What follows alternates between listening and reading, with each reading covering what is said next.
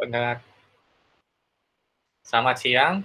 Perkenalkan, saya Yusuf Nur Muhammad, NIM 1821744. Pada presentasi kali ini, saya akan mempresentasikan hasil pengerjaan tugas besar saya dan teman-teman saya untuk mata kuliah Arsitektur Enterprise dengan judul Proyek Arsitektur Enterprise untuk perusahaan Papersmooth. Lalu, untuk profil perusahaan yang dijadikan objek tugas besar ini, yaitu Papersmooth. Papersmooth sendiri adalah perusahaan yang bergerak di bidang grosir pakaian, serta bergerak dalam pendesainan pakaian. Papersmooth ini unik dibandingkan grosir yang lain, dikarenakan kualitas bahannya yang tinggi, serta desain bajunya yang unik. Papersmooth ini terletak di Jalan Sultan Agung nomor 5, Bandung.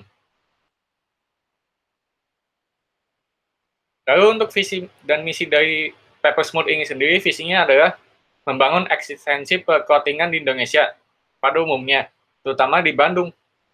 Dan untuk misinya sendiri yaitu semua segmentasi masyarakat di Indonesia mengenal Papersmooth dan memakai produk-produk dari Papersmooth. Lanjut ke bagian struktur organisasi. Struktur organisasi dari perusahaan Papersmooth ini ada owner yang membawahi 5 divisi, yaitu divisi produksi, distribusi, warehousing atau gudang, divisi store, dan divisi wholesale. Dan owner melakukan kerjasama dengan vendor konveksi untuk pembuatan produk Papersmooth itu sendiri, dan diawasi oleh pemerintah dengan aturan-aturan yang berlaku. Dan pelanggan serta masyarakat umum sebagai customer dari Papersmooth ini sendiri. Setelah mengetahui profil perusahaan dari objek tugas besar ini, baik profil, visi misi, dan struktur organisasinya, maka akan dilakukan pemetaan prinsip arsitektur dari perusahaan ini. Prinsip arsitektur ini dibagi menjadi 4 bagian, yaitu domain bisnis, data, aplikasi, dan teknologi. Untuk domain bisnis sendiri, prinsip dari perusahaan ini ada 4. Yang pertama, meningkatkan keuntungan. Yang kedua, desain yang original. Maksud dari desain yang original adalah produk yang dihasilkan oleh Papersmooth ini menggunakan desain original yang khas. Lalu, kualitas bahan yang halus, serta compliance with law, yaitu proses manajemen informasi perusahaan ini mematuhi semua undang-undang, kebijakan, dan peraturan yang relevan. Itu dari domain bisnis. Sedangkan dari domain data, ada 3 prinsip yang dianut oleh perusahaan ini, yaitu pengumpulan data, pengolahan data, dan data security, yaitu data-data dilindungi dari penggunaan dan pengungkapan yang tidak sah oleh orang-orang yang tidak bertanggung jawab.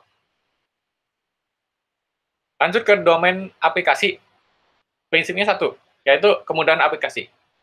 Dengan penyataan dari perusahaan, yaitu pemakaian aplikasi Revota untuk kasir.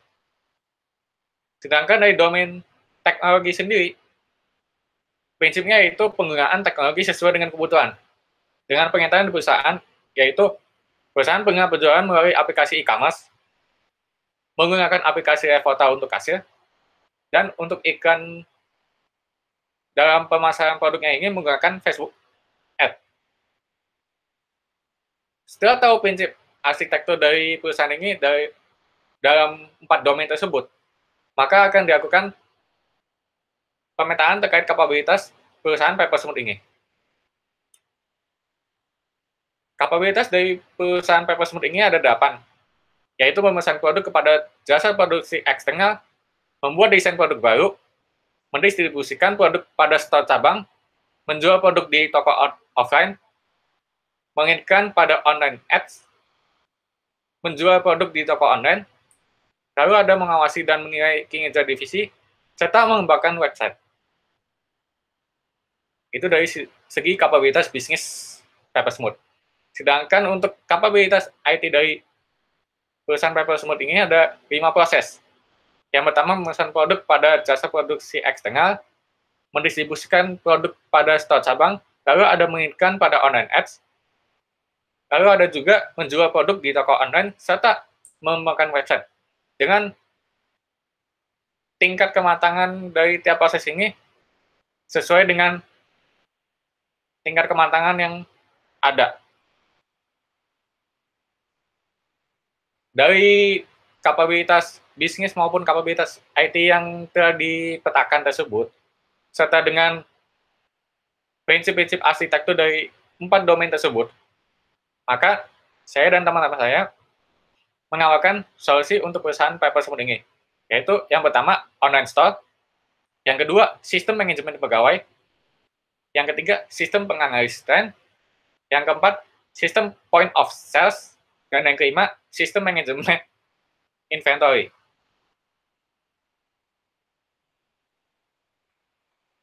Setelah mengetahui solusi yang ditawarkan untuk perusahaan ini, maka akan dibuat arsitektur target dari solusi yang ditawarkan tersebut. Dan target arsitektur ini dibagi ke dalam 4 domain utama, yaitu bisnis, data, aplikasi, dan teknologi. Serta ada satu model arsitektur dari sisi keamanan. Untuk arsitektur bisnis sendiri dibagi menjadi 2 bagian, yaitu fungsi bisnis dan layanan bisnis. Untuk fungsi bisnis, target arsitektur bisnis ini ada 4 fungsi bisnis utama, yaitu pemasaran, keuangan, warehouse, dan pemasokan. Dengan tiap fungsi bisnis utama memiliki fungsi-fungsi turunannya. Lanjut ke bagian layanan bisnis. Layanan bisnis, target arsitektur bisnis perusahaan ini yang utamanya ada 5, dengan pemecahan di tiap layanan bisnis utamanya tersebut. Layanan bisnis utama dari target arsitektur bisnis ini yaitu manajemen pemasaran, desain, teknologi informasi, manajemen pelanggan, dan gudang. Setelah dari domain bisnis, lanjut ke domain data. Untuk domain data, aplikasi, dan teknologi sendiri, target arsitekturnya ini dibagi menjadi 3 bagian, yaitu konseptual, logikal, dan fisikal. Untuk domain data sendiri, di bagian konseptual dibagi menjadi 2, yaitu information subject area dan business object. Pada gambar ini terdapat 2 gambar, di mana gambar yang peta di atas itu merupakan gambar dari information subject area dari target arsitektur data perusahaan Papersmooth, dan gambar yang di bawahnya merupakan business object, yaitu turunan dari information subject area atau pemetaan business object berdasarkan information subject area. Lanjut ke bagian logical dari target arsitektur data. Untuk membuat logical dari target arsitektur data ini menggunakan entity relationship diagram. Seperti pada gambar ini, di mana terdapat 7 entitas utama, di mana tiap entitas ini memiliki atribut-atributnya masing-masing, dan tiap entitas ini memiliki hubungan antara satu entitas dengan entitas yang lainnya. Lanjut ke bagian fisika target arsitektur data. Pada bagian ini menggunakan sequence diagram untuk menjelaskan proses yang dilakukan oleh tiap aktor, di mana pada perusahaan ini terdapat 4 aktor, yaitu manager, supplier, employee, maupun customer. Pada 2 gambar pertama ini merupakan sequence diagram dari aktor, manager, serta supplier. Dan untuk gambar selanjutnya merupakan sequence diagram dari aktor, employee, serta customer. Lanjut setelah dari domain data, berlanjut ke domain aplikasi. Seperti yang tadi sudah dibahas sebelumnya, bahwa domain aplikasi data dan teknologi memiliki 3 bagian, yaitu konseptual, logika, dan fisikal. Untuk konseptual dari target arsitektur aplikasi untuk perusahaan ini menggunakan application service, di mana bagian yang besar ini merupakan sistem utama atau solusi yang ditawarkan pada bagian sebelumnya. Dengan di dalam tiap solusi tersebut merupakan layanan aplikasi yang sesuai dengan solusi yang ditawarkan, seperti sistem penganalisistem. Layanan aplikasinya ada 2, yaitu Fashion Design Data Collection dan Trend Forecasting, dan lain sebagainya. Dan tiap solusi tersebut memiliki layanan aplikasi yang berbeda-beda sesuai dengan tujuannya dan keinginannya. Di mana untuk solusi website sendiri memiliki 10 layanan aplikasi. Lanjut ke bagian selanjutnya, yaitu logical dari target arsitektur aplikasi. Di mana untuk menggambarkan komponen logical application dari target ini, seperti pada gambar di sebelah kiri ini, yaitu dibagi berdasarkan bagian seperti software, end user computing, business process application, application service, dan infrastructure service. Dapat dilihat untuk tiap bagiannya memiliki komponen yang berbeda-beda sesuai dengan bagiannya, seperti application service ada product database, product search, update inventory, cash flow management, transaction record, return sale, employee database, employee payroll, employee attendance, employee workload, employee recruitment, dan employee performance record. Lanjut ke bagian fisikal dari target arsitektur aplikasi. Untuk menggambarkan komponen physical application ini, akan dibuat tabel antara komponen dengan vendor yang sekiranya dapat digunakan untuk memenuhi solusi yang ditawarkan, seperti aplikasi POS dengan vendor yang dikonsiderasinya adalah Mocha-POS. Lalu untuk komponen website PaperSmooth, tidak ada vendor yang dapat dikonsiderasi karena website merupakan bagian yang dibuat tanpa menggunakan vendor, dengan menggunakan bantuan pihak ketiga. Lalu untuk komponen email, menggunakan vendor dari Google ataupun Yahoo. Untuk komponen media sosial, menggunakan vendor dari Line atau Facebook. Lalu untuk aplikasi pengolah teks dan aplikasi pengolah tabulasi, memiliki vendor yang sama, yaitu Microsoft atau Google.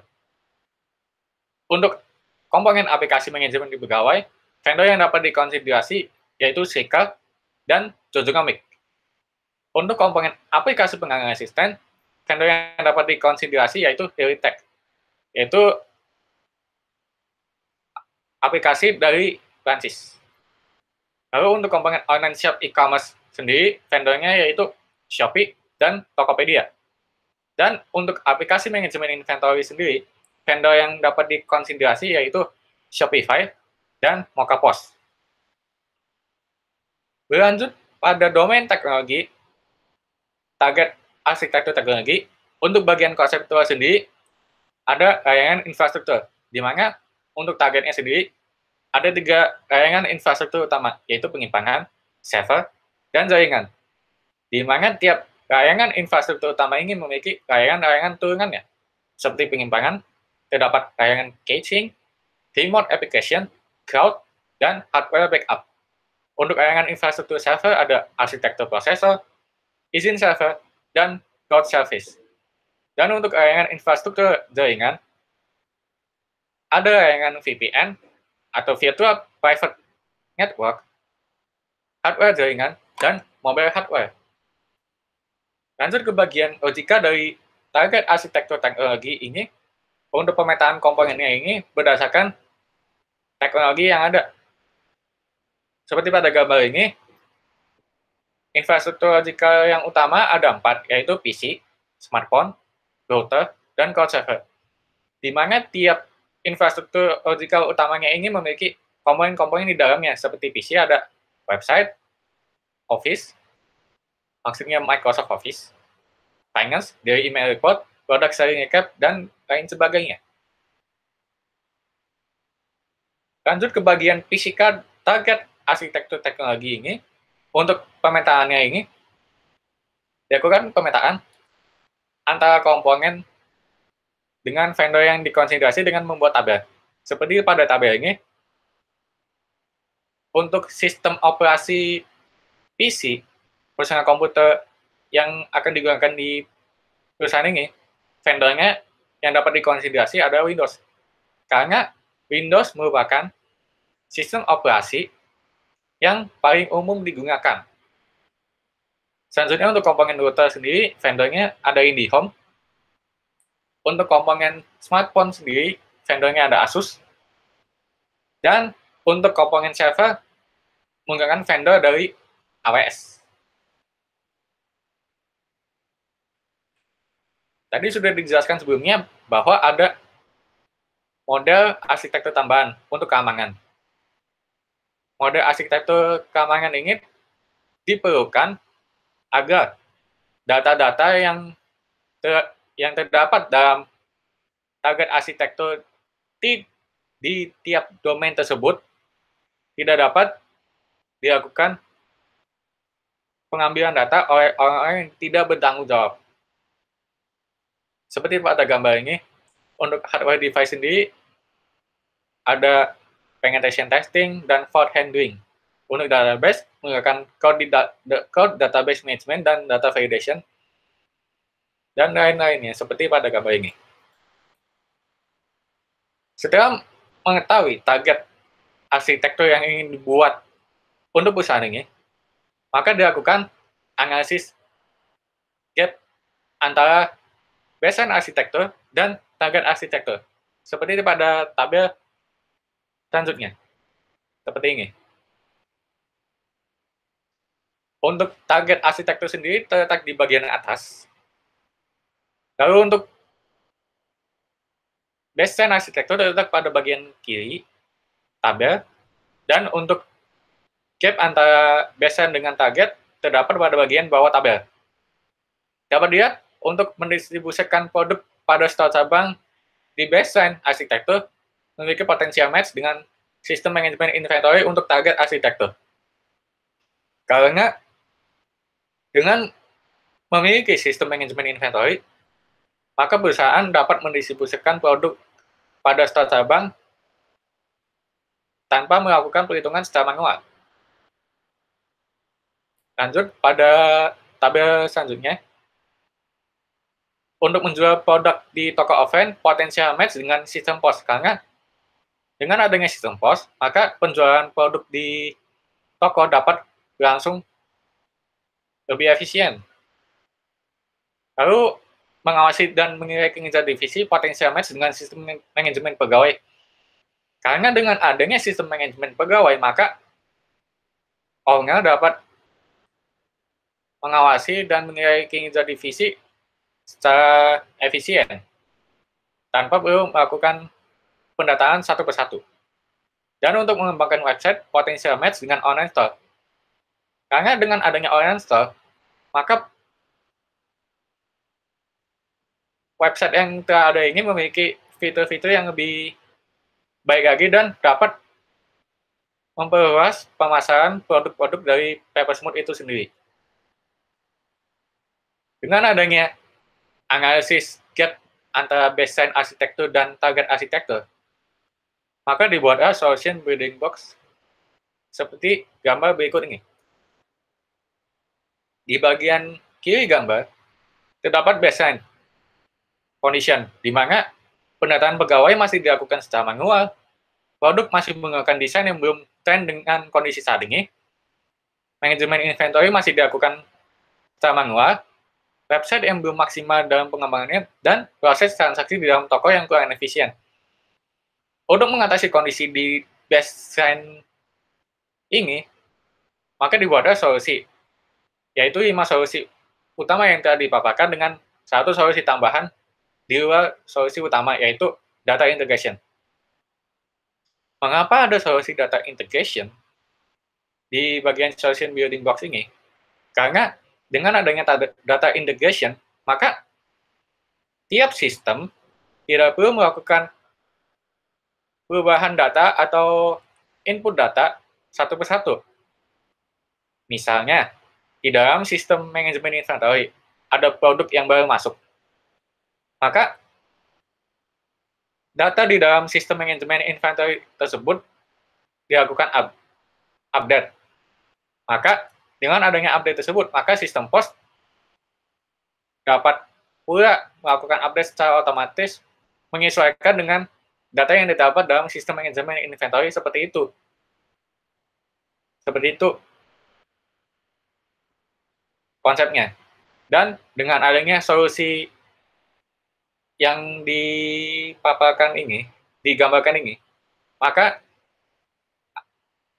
perusahaan dapat memenuhi kondisi target, yaitu sistem manajemen pegawai yang terintegrasi, produk dibuat dengan desain berdasarkan hasil analisis terkait trend fashion tracking, sistem manajemen inventory yang terintegrasi, lalu ada website yang terintegrasi, serta efisiensi proses transaksi di dalam toko. Dan tiap solution building blocks ini, yaitu terdapat layanan aplikasi sesuai dengan solusi yang telah diberikan, seperti website, ada delivery tracking, online chat for customer service, add to chart, transaction information, delivery confirmation, transaction history, order confirmation, product listing, stock information, dan payment confirmation. Untuk solusi data integration sendiri ada 3 layanan, yaitu yang pertama data collection, yang kedua data validation, dan yang ketiga cloud database management. Agar data yang telah digunakan atau yang ingin dipakai atau yang ingin disimpan dapat disimpan melalui sistem cloud database agar lebih aman dan lebih mudah, dan serta data tersebut tidak rawan hilang karena kalian seperti ketika melakukan pendataan secara manual menggunakan kertas. Oke, sekian presentasi dari saya. Kurang lebihnya mohon maaf. Terima kasih atas perhatiannya. Wabillahi taufiq wal hidayah. Wassalamualaikum warahmatullahi wabarakatuh.